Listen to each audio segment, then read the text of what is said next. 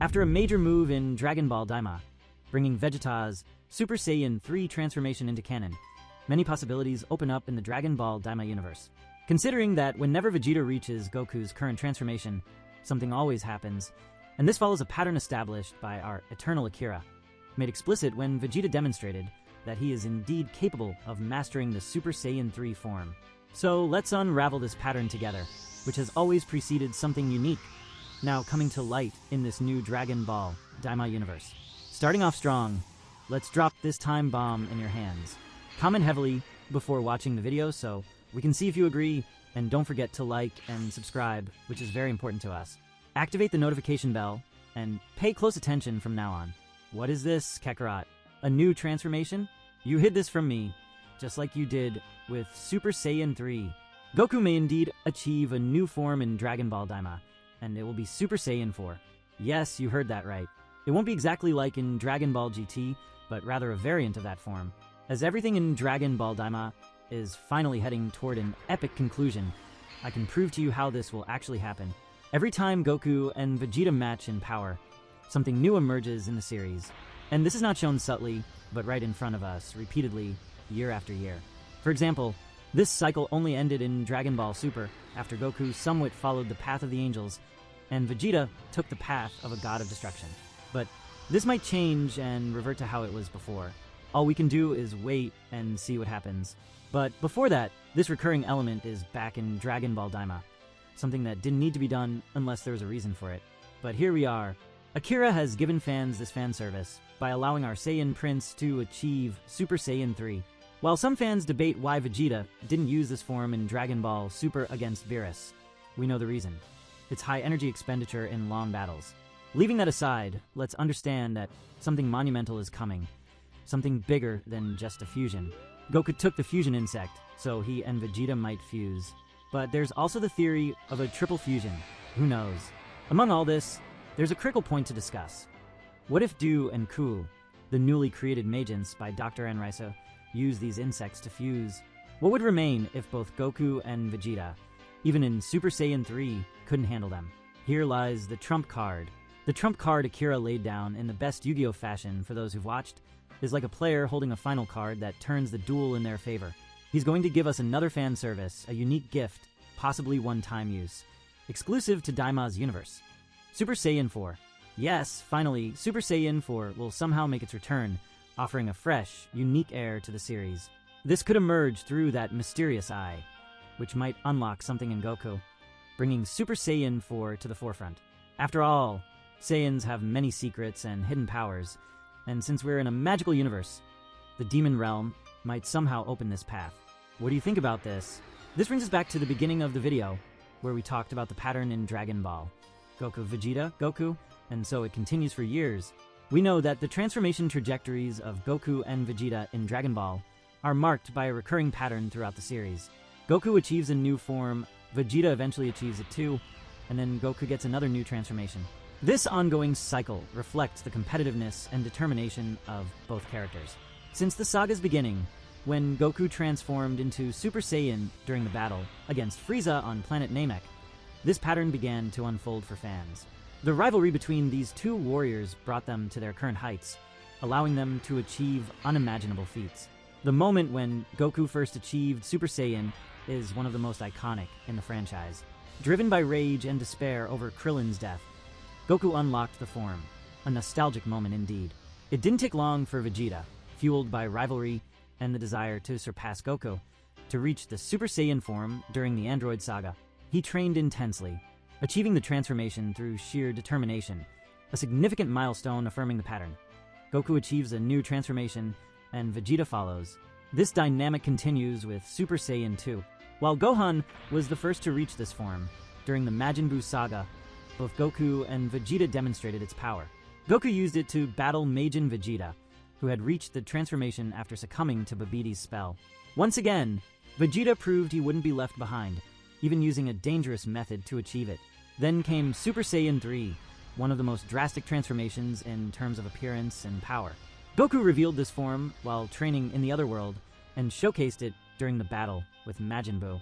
Its extremely long hair and lack of eyebrows stunned everyone. Vegeta, however, didn't reach this form until much later, in Dragon Ball Daima, where fans were finally given this long-awaited fan service. The trend continued with Super Saiyan God in Battle of Gods. Goku first achieved the divine transformation via a ritual, gaining red hair and divine power. Vegeta, determined as always, attained this form through rigorous training with Whis on Beerus planet. It was another example of the cycle repeating itself. Goku achieves first, Vegeta follows. With Super Saiyan Blue, combining Super Saiyan's power with divine energy, the pattern persisted. Goku first displayed it against the resurrected Frieza. Vegeta, once again, followed his intense training path to achieve it. In Dragon Ball Super's Tournament of Power, the introduction of Ultra Instinct marked a significant leap. It allowed Goku to move and fight instinctively without thinking, a challenging transformation. Vegeta, however, developed Ultra Ego, embracing his warrior nature fully. This shift in the patterns showcased their individuality, as each pursued unique paths reflecting their personalities and combat philosophies. Yet, the recurring pattern seems to resurface in Dragon Ball Daima. The future remains open for new transformations and developments for both Goku and Vegeta. It will be exciting to see how the series continues exploring this competitive and mutually inspiring dynamic between the two Saiyan warriors. Do you agree or not? If this isn't reason enough, let's discuss even more factors leading to this idea. Since its inception, the Dragon Ball series has been an exciting journey of transformations, epic battles, and character growth. Dragon Ball GT, although not considered canon within the Dragon Ball universe, introduced some of the most memorable transformations, such as Super Saiyan 4, a form beloved by fans of the series. This transformation, born from combining Saiyan abilities with primal instincts, gave the characters a powerful new look. Goku was the first to achieve this form, followed by Vegeta, who, with the help of a machine created by Bulma, managed to transform as well. Super Saiyan 4 is characterized by black hair, a more muscular body, and red eyes, highlighting a beastly appearance that contrasts with previous Super Saiyan forms. Despite its divergence from the main storyline, Dragon Ball GT left an indelible mark on fans.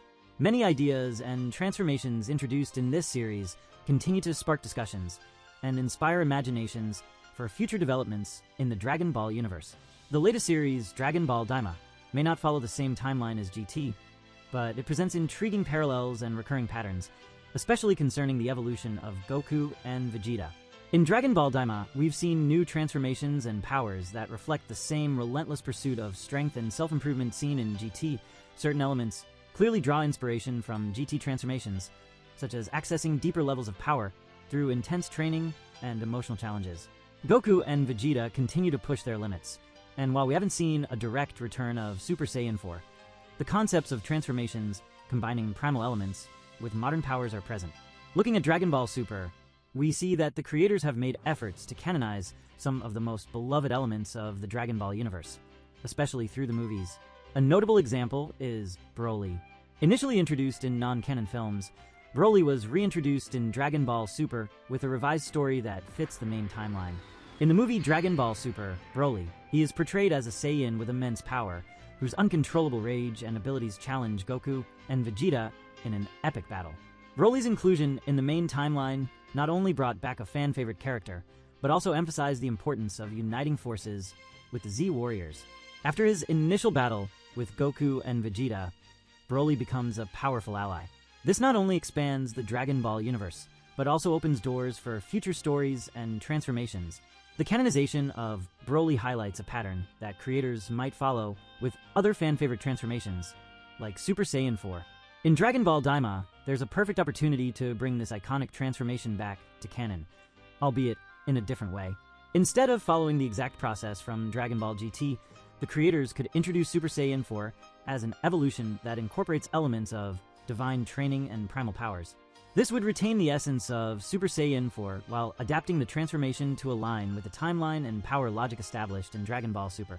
This new transformation wouldn't just bring back the nostalgia of Super Saiyan 4, but would also fit seamlessly into the expanded and evolved universe of Dragon Ball Daima. Achieving this form could involve emotional and physical challenges that hark back to the Saiyan's origins, creating a rich and engaging narrative. Additionally, the introduction of this new form could create new dynamics among the characters. Goku, always seeking new challenges, could be the first to discover this transformation, continuing the tradition of pioneering new forms. Vegeta, driven by rivalry and the desire to match or surpass Goku, would follow soon after. However, unlike previous times, the two might find slightly different versions of this transformation, reflecting their unique journeys and personalities. This approach would not only bring an exciting renewal to the Dragon Ball universe, but also honor and evolve the legacies of Dragon Ball GT and Super. Combining elements from both series would create a robust and dynamic storyline that would appeal to both new fans and veterans of the franchise. In summary, Dragon Ball Daima has the opportunity to explore new transformations and dynamics between characters in a way that respects the past while innovating for the future. The introduction of a new type of Super Saiyan 4, adapted to the current context, would be a powerful way to connect different parts of the Dragon Ball universe, keeping fans engaged and excited for what's to come. Some elements from GT are also present in Daima, such as exploring other universes, the adventurous travel vibe, and Glorio, who seems to resemble Jiraiya, perhaps transitioning from a traitor to a true ally of the Z Warriors. We don't know yet.